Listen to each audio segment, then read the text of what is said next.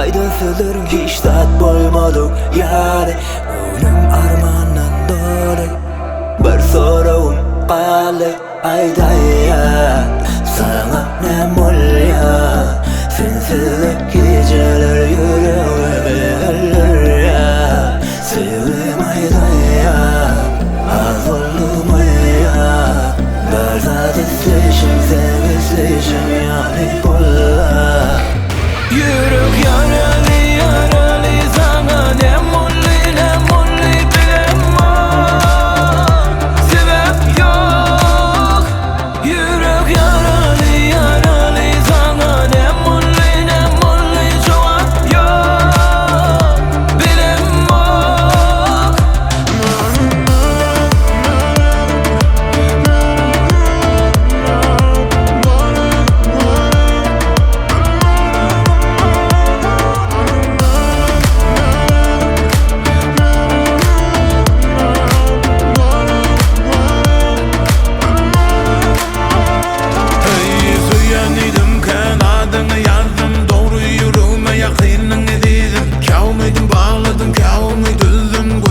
Telefonun yüzünü ezdim. Yüzlese gene de SMS'ler yazdım. Yüzlese gidermen onu yerine bozdum. Sorulara cevap tapma sessiz yakka vurun yan. Kafamda kendi çıkları sebep yok.